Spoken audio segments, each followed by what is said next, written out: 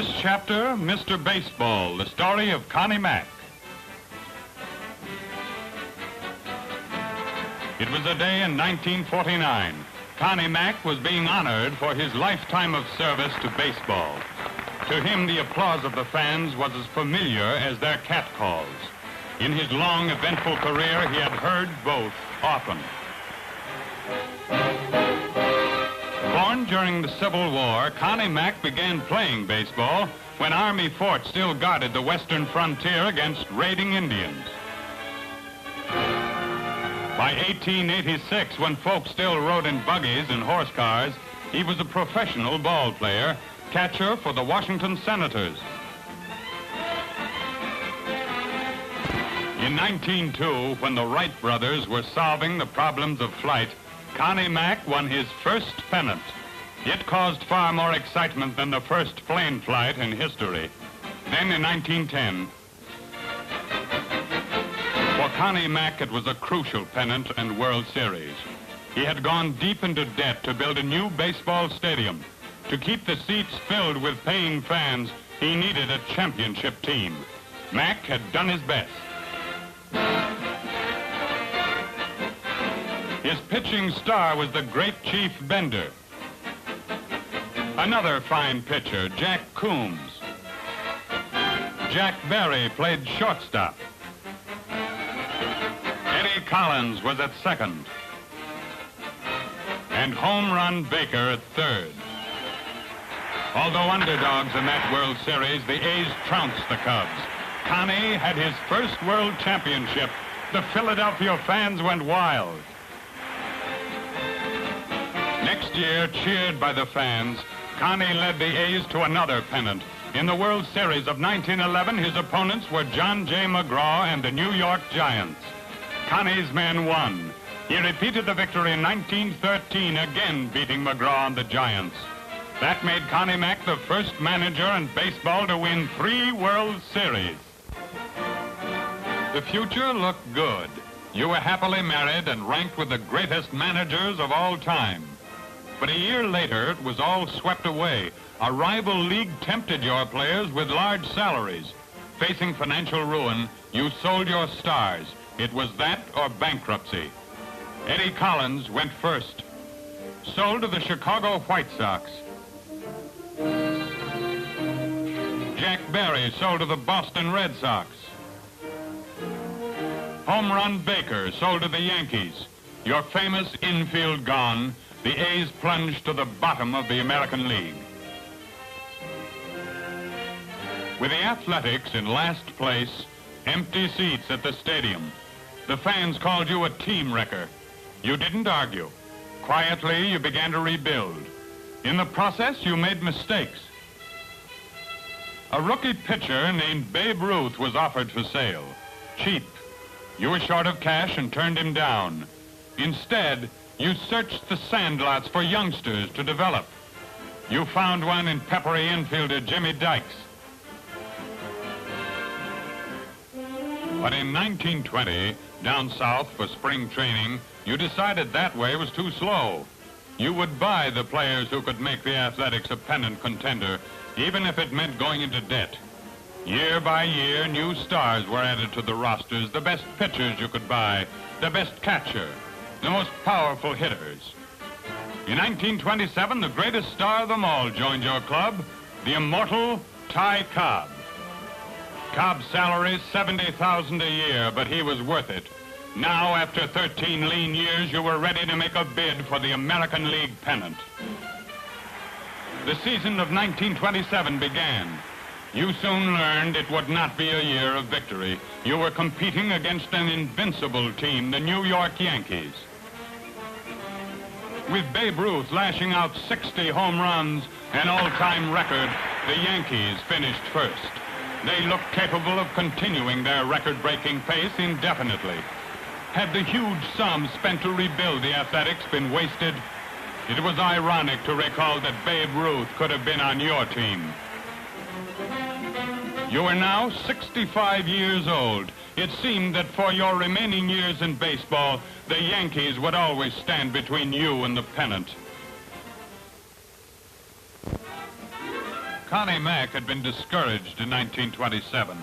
But 2 years later, the Athletics faced the Chicago Cubs in the World Series. Pitching ace Lefty Grove had won 20 games. The batting lineup contained great sluggers: Bing Miller, Mickey Cochran, Al Simmons, Jimmy Foxx. With Grove on the pitching staff were Quinn, Wahlberg, Rommel, and Earnshaw, an outstanding team. The first game of the series was played before President Herbert Hoover. There was one big question as Mack and Chicago manager Joe McCarthy shook hands. Who would be Connie's starting pitcher? He chose Howard Emke, a has-been.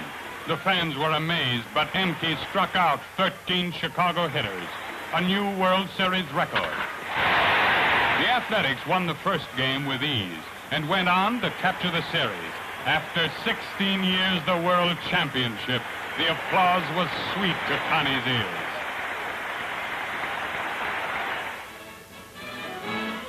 Philadelphia expected another World Championship in 1930, and the city was not disappointed. But in 1931, it was a different story. In the World Series that year, the Athletics faced the St. Louis Cardinals. Connie's men were favored to win, but on the Cardinal team was a lad named Pepper Martin. The sports writers had nicknamed him the Wild Horse of the Osage. Living up to his nickname, Pepper Martin ran wild in that World Series. The A's pitching aces, Grove and Earnshaw, were helpless against him. Martin hit almost at will, ran the bases like a madman, and was flawless in the field. The Athletics fought back, tied the series. They could still win. But in the last game, sparked by Martin's hitting and fielding, the Cardinals triumphed. It had taken Connie Mack 13 years to return to the top of the heap. That World Series defeat was the beginning of his slide back to the bottom.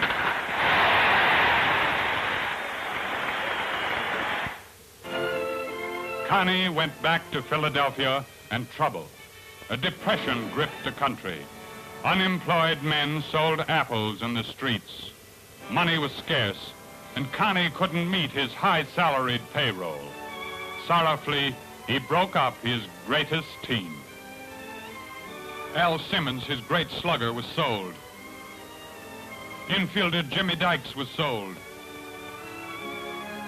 Pitching stars Lefty Grove and George Earnshaw sold. His star catcher, Mickey Cochran, sold. Jimmy Foxx, one of the greatest sluggers of all, sold. They had to go. One bright spot in the picture. With Babe Ruth, you sailed to Japan in 1934, leading a team of American League stars to play against the Nipponese. You received a royal welcome. The Japanese rightly regarded you and Ruth as giants of the game. The Bambino demonstrated his batting form. He missed the first ball, then slammed one of his mighty homers. But it was only a pleasant interlude. 1937, President Roosevelt tossed out the first ball to start the new season. He was 74 years old. Had the time come to quit? Not yet. You wanted to win one more pennant. Spring training, 1939. Still pursuing that last pennant. Could you fashion a pennant-winning team out of these players? You tried hard, but didn't succeed. During that season, you were taken seriously ill in Boston, back to Philadelphia and the hospital. Was this the end? Was the grand old man of baseball through? It looked that way. But you recovered. The years rolled by. Now it was 1946. In spring training, you combed the newcomers for material to whip into a championship combination. But it was the same old story. No sluggers like Foxx and Simmons. No pitchers like Lefty Grove. You showed the rookies how to handle the ball. But you knew before the season began that there would be no pennant this year. 1950, you faced the inevitable. 88 years old, you gave up managership of the Athletics to an old-time star, Jimmy Dikes. You couldn't have that last pennant. but you could look back on a lifetime of unequaled accomplishment in baseball. You had received many honors. Your wife had reason to be proud. From Judge Landis to President Will Harridge, the leaders of baseball had proclaimed you their peer. Your old friend George M. Cohan had written a popular song in your praise. You were Philadelphia's outstanding citizen. Your work had received international recognition. In 1949, the United Nations named you as Sports Father of the Year. To you had come the highest honor the national pastime can bestow, a place in baseball's Hall of Fame. There on a plaque listing the immortals of the game is the name of Connie Mack, placed there in recognition of your half-century of leadership. Although you had never won that last pennant, you received something far more precious, the title, Mr. Baseball. The greatest drama was brought to you by the General Tire and Rubber Company and your friendly General Tire dealer, who sells America's top-quality General tires and tubes. Be with us next week at this time when the General Tire and Rubber Company and your General Tire dealer presents another chapter from The Greatest Drama.